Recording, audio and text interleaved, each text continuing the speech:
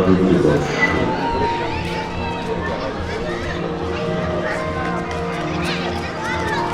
বন্দে ভারত মাতরম। রত্নাকরদূতপাদল হিমালয় ব্রহ্মরাজর্ষি রত্নাখ্যান বন্দে ভারত মাতরম।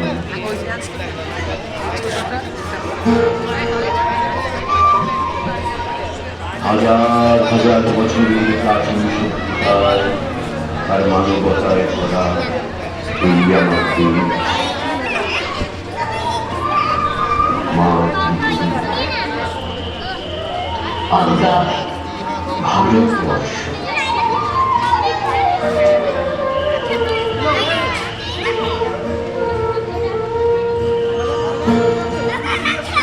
আভিজাত্য আর ঐশ্বর্যে পরিপূর্ণ, তাই পৃথিবীর নানান দেশের লোক দৃষ্টিও বহুকাল থেকে আমরা বারবার বিদেশিদের আক্রমণে ক্ষত বিক্ষত, নিপীড়িত, লুণ্ঠিত, বঞ্চিত, রক্তাক্ত। কত রক্ত ছড়া ভালোবাসায় মিশে আছে আজকের এই ভারতবর্ষ। ফিরে যাই সেই সব দিনগুলো।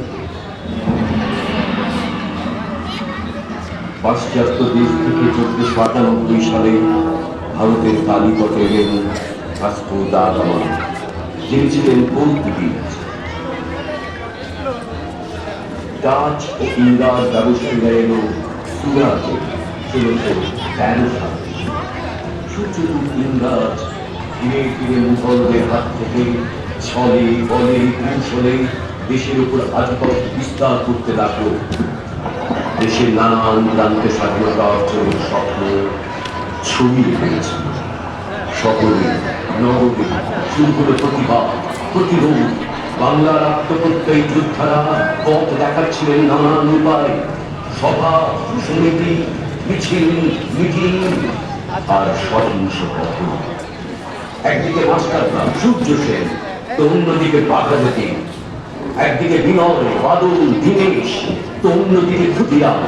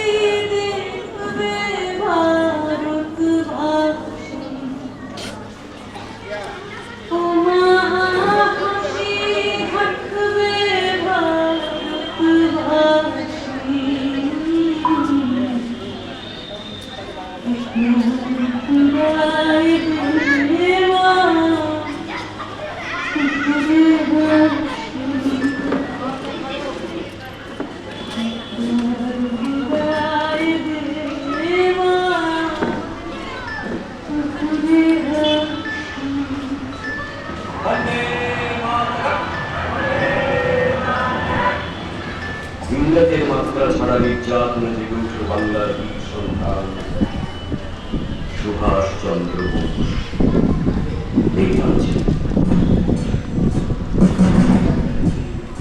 কলকাতা থেকে চিঠিরোধ করে ছদ্মবেশে সুভাষ চলেছে। পৌঁছলেন বহু দূরের বোম্বে স্টেশনে।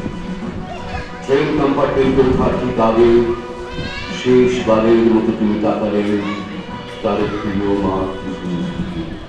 বোধ হয় ঠিক তখনই মনে মনে শপথ নিয়েছিলেন জীবনের শেষ রক্তবিন্দু দিয়েও অর্জন করবেন দেশবাসীর কাঙ্ক্ষিত স্বাধীনতা।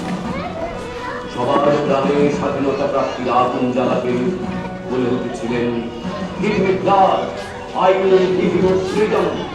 তোমরা আমাকে রক্ত দাও, আমি তোমাকে স্বাধীনতা দেব।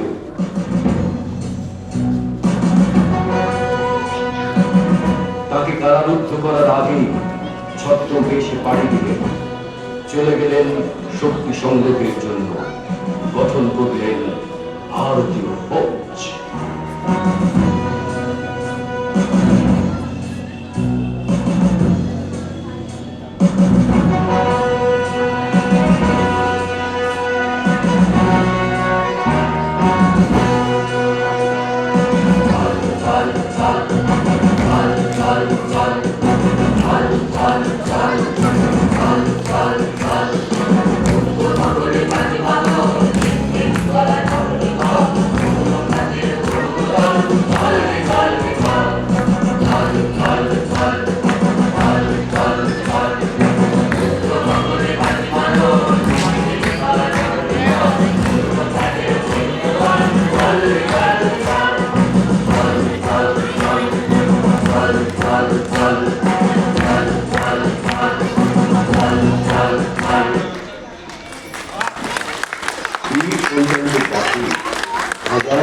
দেশবাসী নিজের প্রাণ বিসর্জনের বিনিময়ে পেতে চাইলেন স্বাধীনতা।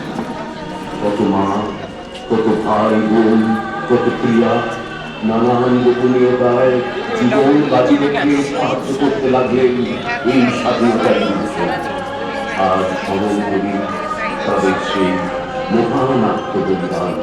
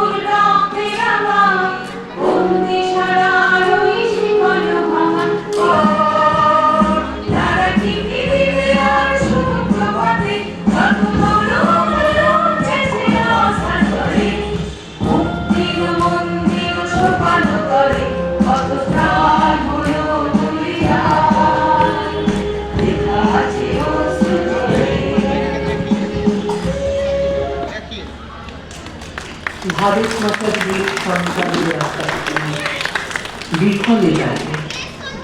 হাজার লক্ষ দেশবাসী মাঠে কাঁধ মিলিয়ে রুদ্ধ কারাগারের শৃঙ্খল ভেঙে ফাঁসির দড়িকে উপেক্ষা করে ছেড়ে আনলেন তাদের কাঙ্ক্ষিত সফল